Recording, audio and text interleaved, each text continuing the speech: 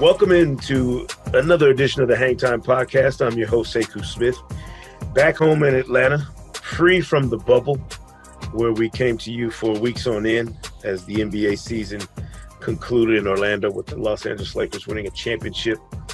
Glad to be back in a normal environment and get a chance to lean back into conversations here on the podcast that are basketball-centered, of course, but a different slice than the season and the games and the bubble and all of those things that we've been talking about. Today we have a great visit from best-selling New York Times author, longtime NBA writer, Kurt Gowdy Award winner at the Naismith Memorial Hall of Fame. Harvey Araton is here on the podcast, and he's got a fantastic book out, Our Last Season, a writer, a fan, a friendship, and it's about various things, but really about a relationship between Harvey and a longtime Knicks season ticket holder, Michelle Musler, and just the fascinating journey they went on as friends and confidants. And Harvey, thanks first and foremost for coming on and talking about the book. I've appreciated your work for years. This struck me, though, as a person who does the same thing, in that this is a really personal account of what you were going through throughout these years and what Michelle Musler was going through, just being an observer, fans, and people who are locked into this world, immersed into this basketball world that very few people would probably understand. Was it as intriguing for you just diving back into that space and trying to flesh this story out? Sekou, first of all, welcome back to the world outside the bubble.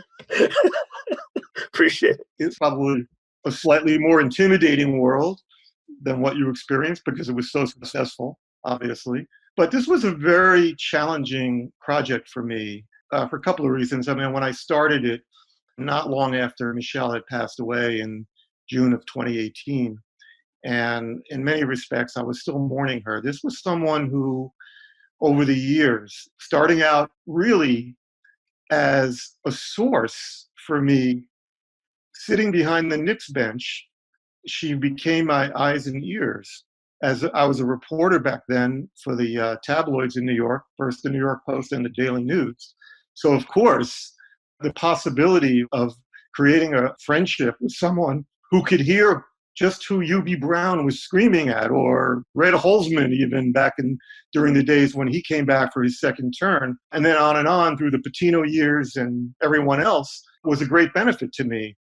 But the friendship sort of turned into more of a mentorship. Michelle's career was in human resources, and eventually she owned her own company as an executive trainer. So this was a woman who was well-versed in career tracks and career crises, and she sort of became that larger-than-life person. I often called her the wise family elder I never had. I mean, I grew up in a blue-collar family in public housing, and my parents, good people, but they didn't have formal education. And, no one in my family really, was, attuned to journalism and writing and all the things that we as journalists, whether you're on air or in print or whatever, it's easy to fall into that realm of insecurity.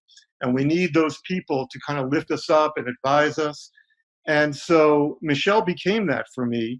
And, again, relationship created by the access that we as reporters had to the floor in those days. I mean, I'm not so sure that, that would have been quite as possible these days when courtside is sort of has a different feel and dynamic to it. And of course, most arenas have the media well upstairs. But she was someone that I was able to create this relationship with. The book is kind of a memoir for me, but I never fancied myself, more as a storyteller, a guy who wrote about issues, never really wanted to be part of the story. And if I was going to do a memoir or something that at least covered, the arrow of my career, I wanted it to be something where I could tell a story. And the narrative and the evolution of our friendship and relationship over 40 years seemed like the perfect way to do it.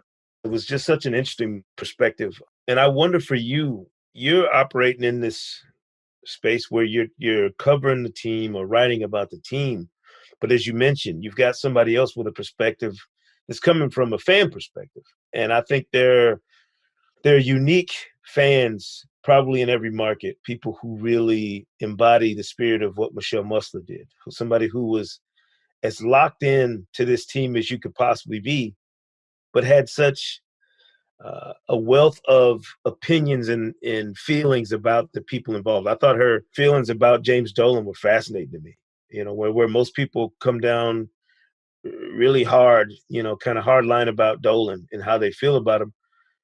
The fact that she was even interested in applying her professional perspective to Dolan was awesome. Like, you know, what an intriguing thing for somebody to look at him and as kind of a case study. Did you find that her opinions about the NBA, about the people involved, mirrored what you felt maybe were your instincts or feelings about those people? Well, we had a lot of things we agreed upon. We both agreed that in the roughly 4 decades that we both were around the Garden on a regular basis, she more than I, because there was a point in my career, I think in the early 90s, when I became a Sports of the Times general columnist at the newspaper. And, so I was out covering, the Yankees mid 90s dynasty, a lot of Olympics, and tennis became a big favorite of mine. I always ultimately wandered back to the Garden. The NBA has always been my first love. I grew up with it. And so there were things that we agreed upon and things that we didn't. Michelle, despite all of her years sitting behind the bench, she connected in different ways.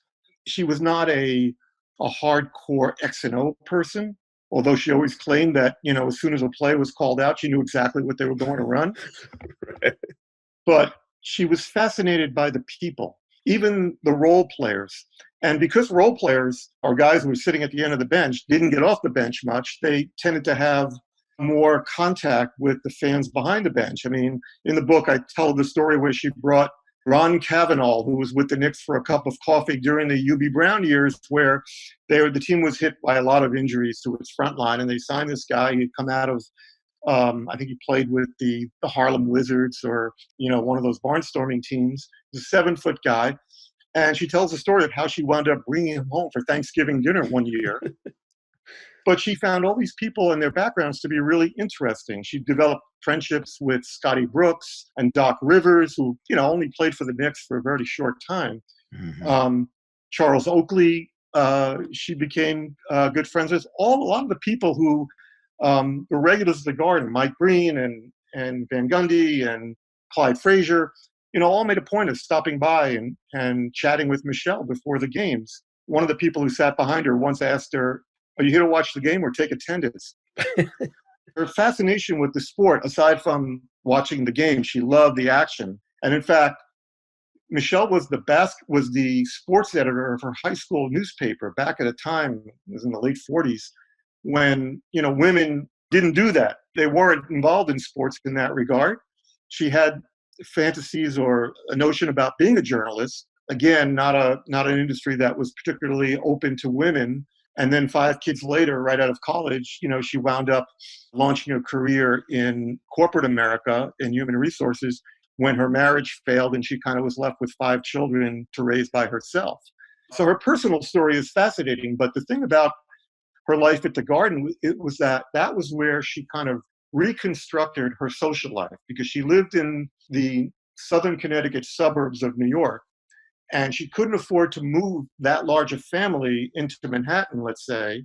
So she built a social life for herself around the Garden, the games, the bar downstairs at the Garden, where she got to know a lot of the player wives and girlfriends and team executives. And she actually, she ran with Willis Reed's crowd after Willis had retired from the Knicks. People like Cal Ramsey and Bush Beard were all her good friends. Quite a remarkable achievement for a suburban white woman in those days to kind of infiltrate that world. And that's what made her so fascinating to me when I first met her. When you look at the scope of the Knicks over that 4-decade span, and everybody knows about the struggles they've had as a franchise, trying to win, trying to put themselves back into kind of a not just a consistent playoffs space, but a championship contender status. Is there something about the Knicks, and I've always felt this, not being from New York, but certainly traveling to New York plenty of times, being at the Garden for games. There's some kind of history and aura about the Garden, and I've heard this from players, from coaches, from other reporters. There's something about when you're in New York, when you come there, that there's just a different vibe to it. And I don't know if people from New York who are there as consistently as you have been over the years, do you guys feel that same thing, that when you're there, there's just something different about it? Or when you're going through the years covering events and, Knicks games at the Garden, there's just, it's different than it is in other places because of the setting, because it's New York, because of the history, and the crowd and the people that you see in that building. It just feels different. Yeah, I think, what I've always said, and I remember exploring this with people when I was doing, about 10 years ago, I did the book When the Garden Was Eden. And of course, that was a very different kind of project. I mean, that was me spending significant time with the guys who were the icons of my youth growing up in New York. And, the kind of the universal feeling was that there's nothing quite like a Knicks team that is very good in New York. I mean, all the other teams, or let's just say over the course of the last somewhat, few decades, Mm-hmm. if you're the Giants ever run to the Super Bowl, well, that's great. But, half the city or 40% of the city and let's say the metropolitan area are Jets fans. And if the Rangers make a run, well, yeah, the majority of the hockey fans, I would say, are Ranger fans, not so much Islanders and Devils. The Islanders do have their stronghold on the island, but it's also hockey, which is not a mass appeal popular sport. Baseball, the city is divided between Yankees and Mets fans. The Yankees obviously are the bigger draw, but those National League fans, New York was more historically a National League city back in the days of the Dodgers and Giants. So there's a lot of generational attachment to the Mets. With the Knicks, going back to the early 70s when they really captured the imagination, I hesitate to say the nation, because David Stern used to always lecture me that the Knicks of those days were a regional phenomenon, simply because the NBA did not have the marketing apparatus. He used to call it a mom and pop league. It didn't have the marketing apparatus to really create a national phenomenon. And although he also used to say that those teams first gave him the idea. Remember, David in those days was an outside counsel and then became in-house counsel at the NBA. He said watching those teams play, and the different personalities, the different backgrounds, the sort of the biracial constitution of the team, just the beautiful athletes, Walt Frazier, Earl Monroe, gave him the initial thoughts of what or idea of what the NBA could become, looking around courtside and seeing Woody Allen and Dustin Hoffman and all the rest of them, made him understand that the NBA had the potential to blur the lines between entertainment and sports. And of course, that's what started happening in the early 80s and on to the Jordan-dominated 90s. But as far as New York and the vibe in New York, I think it's that notion that the Knicks, again, in the early 70s, the Nets were barely a blip on the radar playing out in Long Island in the ABA, Mm-hmm. then moved to New Jersey and really were kind of not really part of the New York mindset. So when the Knicks are good, it really binds the city and the region like no other team can. Hmm. And the fact that they are based right in the heart of Manhattan, and the Garden is a beautiful building. It's one thing I always give Dolan. Even the renovated Garden now really has maintained most of its character. In fact, it's improved upon it in a lot of ways. So I think it's location, the proximity to Broadway and Madison Avenue. The league has done quite well despite the lack of the Knicks' ability to be competitive these last 20 years. But as far as how we feel and how people like yourself, when you come to New York and feel that electricity and the city pulsating with passion for this particular sport and that team, Can you think of a bad team that other than the Cubs and the Red Sox when they had failed to win, Right. but a team that's been bad for so long that gets so much attention? No. I mean, no matter what they do, a coaching change becomes an instant national story.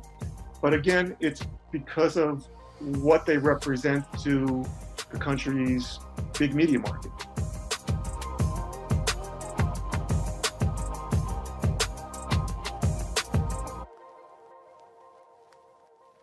In any book, Harvey, I go through it and I'm always like highlighting stuff that catches my eye.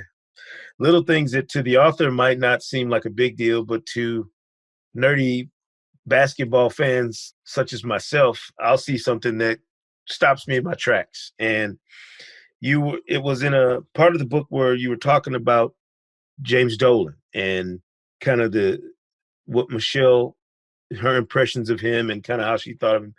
And then you relayed a story of your own inside of this part of the book where you were kind of contrasting whether or not James Dolan was the kind of owner who would acknowledge reporters, which apparently he does not in press conferences or any other setting, with the late Jerry Buss in the way he interacted with reporters. And you told this awesome story about him inviting the New York media contingent into his limo one night and then letting you guys have the run of the limo for the rest of the evening, which for a working journalist sounds like the greatest night ever.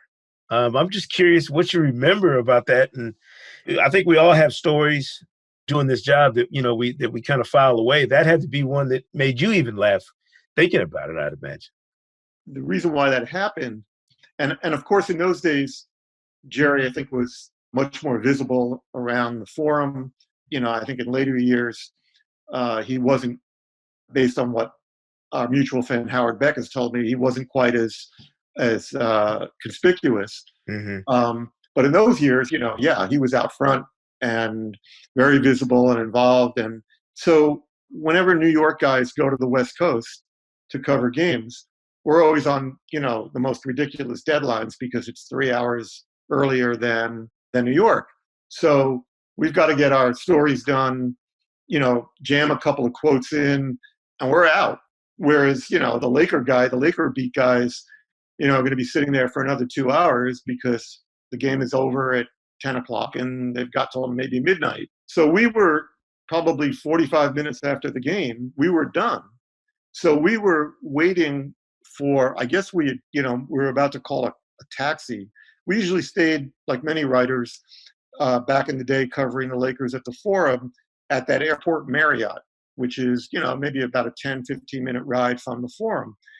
And we were probably waiting, none of us ever rented a car in LA. We were usually in and out the next day or 2 days, whatever. So we were just waiting for a taxi. And here comes Dr. Buss out of the employee entrance there. And, we strike up a conversation with him. And he said, "Where you guys go? What are you guys doing?" And we said, "Oh, waiting for a ride back to the hotel." "Why don't you come with us?" And there were 2 young, beautiful women with him. Mm-hmm. And this limousine pulled up, and they were heading out to some club. And I think there were 3 of us. And the next thing we know, we're out in this club with Jerry and his friends, ordering drinks, dancing.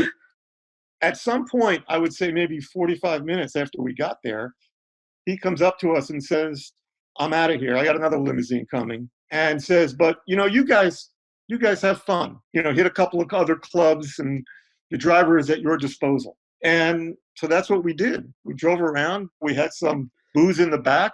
Right. We probably got back to our rooms about 4 o'clock in the morning, not in the greatest condition for, an early wake-up call the next day. But it was such a spontaneous thing that only someone, the way I look back on it, who loved life and loved people, and included journalists as people.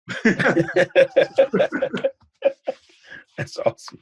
And it does contrast to the way James Dolan has done business at the Garden, in that I can't ever remember a time in the 20 years, 19 years, whatever it's been, that he has been at the helm, where you pass in the hallway in the bowels of the arena and you even get a smile. Usually the head is down and just charging right past. Just, it's not a level of comfort in dealing with media and people who are around the building in general.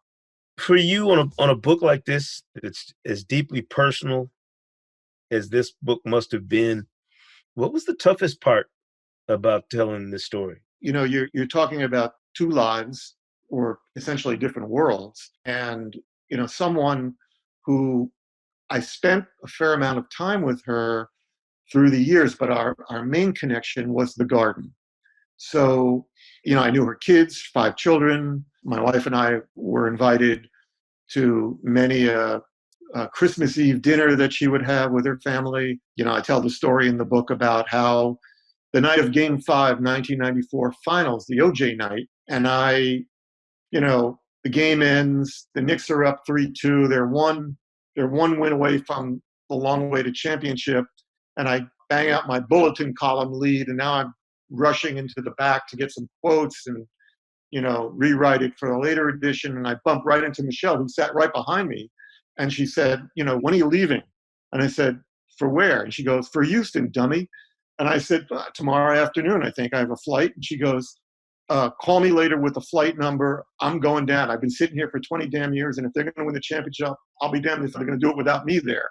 So Michelle and Spike Lee, except with a lot less fanfare, we're down in Houston going down for the count in game 6 and 7. And while we were in Houston, we spent a lot of time together. But the hardest part was finding enough common ground in our lives and not getting too technical about the basketball aspect of it, because I wanted this story to be transcendent of basketball. I mean, people have asked me, what's this book about? And I'll say, well, it's sort of a sequel to When the Garden Was Eden, in that it covers the years post-championship years when I was a reporter around the Garden, meets Tuesdays with Morrie, a generational bonding story. So that was the hardest part. My editor kept saying to me, keep it focused on the relationship and what it meant to you. The other thing is that there are different threads that run through it. And one of the things that I really wanted to explore, because the last, it's called Our Last Season because the 2017-18 season was really the first year that Michelle couldn't go to the Garden on any kind of regular basis. She went to a few games, and I took her to one of the games and got to sit courtside again, which was a treat. Yeah. But for the most part, her health was deteriorating, and she couldn't really go. And she had meant so much to me, so I made sure I spent a lot of time with her watching games on TV. We'd go out to dinner in Stamford, Connecticut, and then we'd go back and watch a game. At the same time, I had left the New York Times full-time staff in 2016. And although I was doing a fair amount of freelancing, each year it was a little less and less because the Times was moving on. Scott Cacciola became one of the basketball writers. They hired Mark Stein, which was a major acquisition for them. So there was less of a need for me to weigh in. So both of us were kind of going through withdrawals together. And the Our Last Season, that's where the title comes from, because the book really explores how difficult it is for those of us, and really no matter what it is we do for a living, or even as an avocation, something we do as a hobby, to finally let go, give up the things that help us create an identity and how we define ourselves. I know I had a difficult time, and I'm still struggling with that somewhat. As I said to you before we came on, I was envious of all of you guys who were in the bubble. Right. Because as difficult as I know it was to be away that long, it was also something that I'm sure you'll look back on, 20 years from now as a career-defining event. And also, I was still mourning Michelle when I was writing it.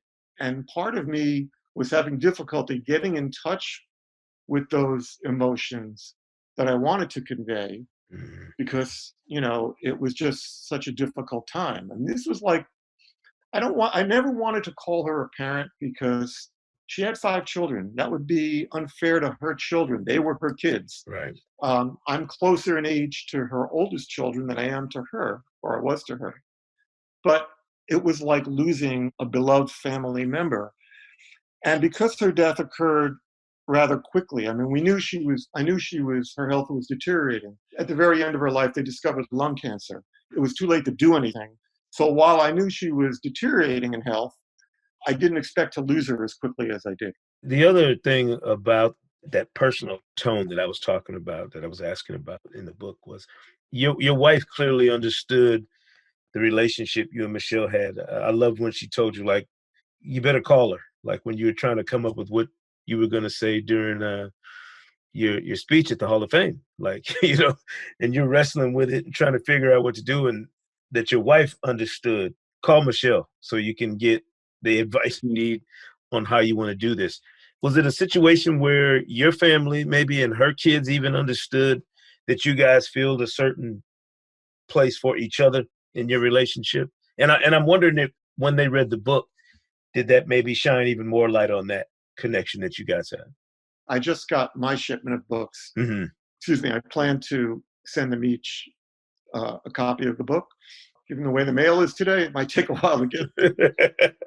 They all, I think, understood the role that I played in Michelle's life. I think invariably that, all five are, I think I mentioned the book, are really interesting, smart, funny people. And but I'm sure they all, and the book does explore Michelle's relationships with her children, the sacrifices that the family had to make when their father left, financial hardships they endured, some of the bewilderment at their mother disappearing 3 nights a week during the basketball season to hang out in New York City, and even the amount of money she was spending, to support that habit. The fact that they knew me, that I was around their family for holiday dinners, things like that, made it a lot easier. I was invited to one of her son's weddings, but I'm sure that there were times for one, two of them, maybe three, where you know the relationships between parents and children are often far more complicated than they are with friends, because the baggage of childhood is dragged along into adulthood. So I think on occasion something might be said where one of her kids may have thought, does she care more about Harvey than she does about us? Right, right. I think they also appreciated the fact that by the last year of her life, only one of her children was around the New York area. Mhm. Two were in California, one was in Florida, and one was in New England. So just for, as her life narrowed, because she had lost some friends and, again, people move on. She was always very close with Lori Hamamoto, who was another one of these courtside relationships that involved. And she had been the Knicks communications director at the turn of the century, and then went on most recently to work for Patrick Ewing at Georgetown. And she and Lori were very close. And I think they appreciated the fact that there were people around to look in on Michelle and also spend time with her. Those dinners, those watching those games, because they were far away. When the Garden Was Eden, one of your previous books was turned into a 30 for 30 documentary. So I mean, you can tell stories from different stages of people's lives, and also from a different stage of your life. You mentioned you were going through the process of stepping back from the times and from what you had done on a daily basis. That was your normal. How different do you think your mentality was writing this book, given the time frame that we're working with, as it might have been earlier in your career, maybe or at a different stage of your career? I'm wondering what that reflection was for you writing this story at this time. That's a very good question. And I would say that the last chapter of the book is a letter to Michelle that I sat Mhm. down and wrote, because it was during the first year that, the first season, I should say, that we didn't share our love for the game. And I found myself a lot, especially on Sundays. That was usually our phone catch up day. She loved to watch the morning news shows on Sunday morning, and then I would call her and we'd talk about whatever. And no matter what we were talking about, our lives, our families, invariably would get back to basketball and the Knicks. It just was one of those things, you know. And actually, my wife suggested it. She said, you ought to sit down and write about your thoughts, write things that you would have talked about with Michelle, as if you're filling her in on what's going on. And, at the time it didn't occur to me to do it for the book, but I was kind of flailing for an ending. And I thought, well, that's how I would love to have the opportunity to tell her what went on, because I know she'd be dying to know. Yeah. I think when I was writing this book, I kind of felt I'm at a point in my life where I take nothing for granted. I was writing the book during my 67th year. I turned 67 last year, and my father passed away at that age. And although we obviously led different lives and mortality was on my mind, I had lost Michelle. And certainly now, having left the Time staff and my career, while I like to call it downsized, not over, because the R word scares me, still scares me. Right. I think just the perspective of the ending, there are things that come to an end, whether it's career, whether it's health, and to have it in perspective and to appreciate it. And we rush through our lives. We're so busy, not only just doing, but also anticipating. What I got next? What project? What assignment? I think throughout the course of this book, I tried to be able to step back and appreciate not only the career I had, but the people I've gotten to know and associate with and have relationships with because of that career. And I think if there's any one takeaway from it, Michelle, but also many others, just by being around Madison Square Garden and being around courtside all those years. The other day I did a thing for the Times. It was sort of like an essay on the future of courtside in the age of COVID. I mean, what's it going to look like if we go back to semi-normalcy? We're still going to be indoors. There's still going to be some risk. There's still going to be some apprehension.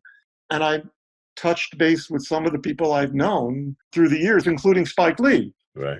I remember Spike, before She's Gotta Have It came out, he used to come down just to talk to the beat reporters and tell us, hey, I'm an NYU film guy, and I'm working on this film, keep your eye on it. And then the ushers would come and chase him away, and he would have to stay 10 feet in front of the ushers, dodging and weaving, because he was sitting upstairs. Right. That's how long I've known him. And I always told him that one day my wife and I were walking down Broadway on the Upper West Side, and we see this theater, and it says, Spike Lee, She's Gotta Have It. And this line of people waiting to get in. I said, that's the dude from the Garden. We just got on the line and walked in. We were like one of the first, I guess it had just premiered. And I don't know, it was probably playing in one theater, two theaters maybe. Right. And we saw She's Gotta Have It. The next time he came down, I said, I saw your film. But that was long before, he was courtside sitting on Celebrity Row. So I think, getting back to your question, I think it was an appreciation. None of this is forever. And if this is to be my last nonfiction book, I do try to dabble with some fiction. Some people have accused me of writing fiction for many years. But if this is to be my last nonfiction book, so be it. It's deeply personal, and I wanted to be able to have that all in perspective. Yeah, that's awesome. Harvey Araton, the book is Our Last Season, a writer, a fan of friendship, Penguin Press. Like your previous work, I'm sure this one will be a smashing success. It was an enjoyable read, and certainly one that makes you think, kind of knocks around in the corners of anybody's head, like you said, just the perspectives and the stories. Fascinating work as always. Thank you for taking some time to talk about it here on the Hang Time Podcast. Thank you, Sekou. And let me say thank you and everyone who sacrificed to be in the bubble.